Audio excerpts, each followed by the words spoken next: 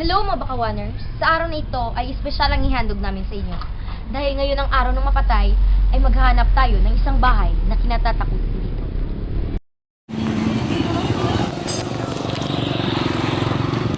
Hello! Wala na hapon at maituloy mo na ano man yung nasa isip mo. Gusto mo gawin.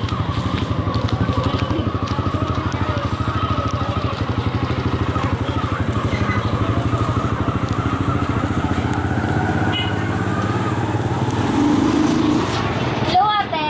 May alam ka bang, pwede magtanong? May alam ka bang bahay na kinatatakutan? Meron. Pwede mo ba kaming samahan at ikutan? Sige. Ayos.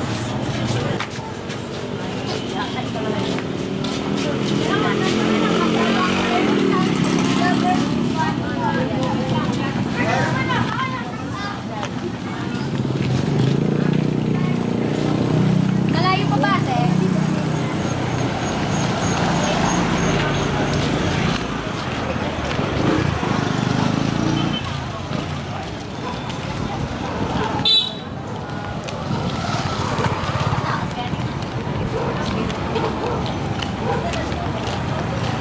Ito oh. Okay. Ito ang bahay na itinuro ng babae na kapanayam natin kanina. Katabi ng bahay na ito ay ang punong kinatatakutan ng mga nakatira dito. Ayon sa kanila, ang punong ito ay may nagpapakita at may nagpaparamdam pa mismo. Halikayo at samahan kaming pumasok sa bahay na ito. At ibubunyag namin ang mga sekretong kababalaghan sa bahay na ito. Kasama namin ay ang isang kamag-anak ng may-ari ng bahay na ito. Tara!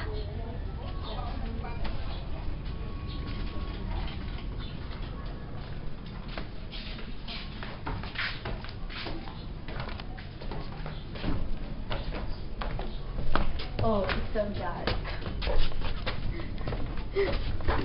Totoo bang may nagpapakita dito?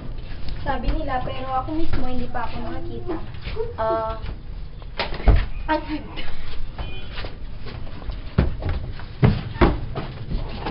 Masyadong madilim.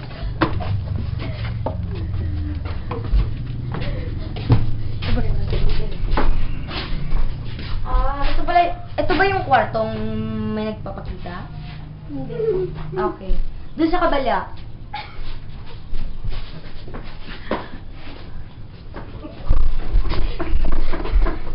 Lock. Kalak. Okay.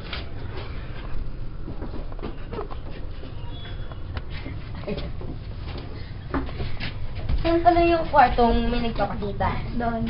Pwede mo ba kami samahan?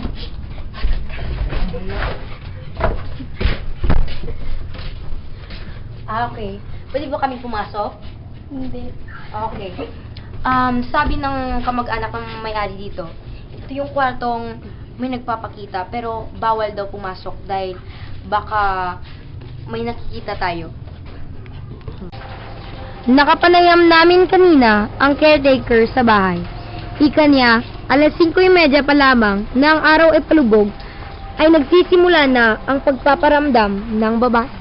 Ayon pa sa kanya, iba-iba ang mga estilo na ginagawa ng multo sa pagpaparamdam. Naranasan niya ang pagpaparamdam na pinaglalaruan siya.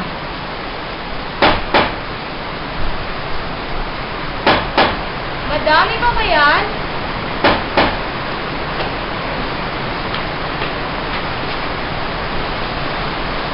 Wala naman ah. Nasaan yung notebook ko? Hindi ko lang kanina. Nasaan mo ba? Doon. Makakala naman ko eh. Nasaan yun? Nandito lang pala. Bakit wala dito kanina? Mismong anak ng may-ari ay pinaparamdaman at pinapakitaan. Nagulat ang ina ng bata nang makitang kumakaway at ngumingiti sa sulok ng bahay na ito. Maraming salamat sa inyong pagtangkilik. Sana ay hindi ito nakapekto sa inyo at lalo-lalo na sa mga kabataan. At ito ang Halloween special ng istorya ng totoong buhay, ang tahanan ng multo.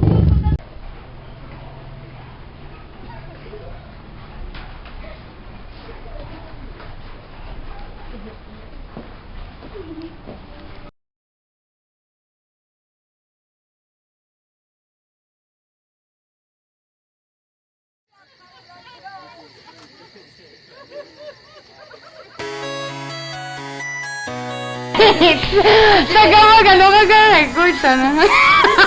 Mani, bakit ikaw yan? Gano'n na, video ka. Yes! Sige lang. Bird goes Sure. tweet, Wala na. mouse goes squeak. Cow goes Gano'n na. frog goes Of course! Di ba? Gali. goes toot, ducks they quack, and fish go blub, and the seal goes ow, ow, ow. But there's one sound that no one knows. What does the fox say?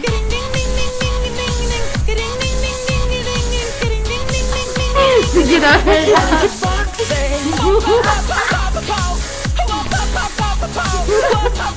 Sige naman. Gano? What the fox say? Kapag nasaan niya itlog ka. Makalit. Sabi mo. May hinab lang ako. Pati yun. Ibon ka sa palaman. Kaya ibon ka pa. What the fox say? Ang bahay. Pointy nose, Ang babae na kanina chasing mice and digging holes. Tiny paws up the hill. Suddenly you're standing still. You're so beautiful, Alin na? Alin ka dyan? like an angel in disguise. Dali, ano pa? A friendly Ay, nanarecord. horse. Will you communicate by Ito ang bahay ni Tinuro na babae sa kanilang How will you speak to that? Ang bahay ni Tinuro na babae sa kanilang What does the frog say? Ito ang bahay na Tinuro na babae. Nag-iiwas naman kami pumasok sa bahay nito. What the frog Bumulag say? namin ang mga sekreto ng pinaghan. Kasama pala namin.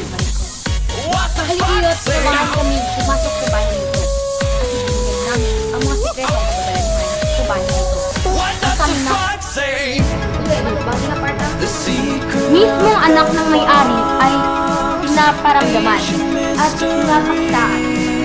Nagulat ang ina ng bata deep in the may makitang woods. kumakaway. Ay, dugay-dugay, no?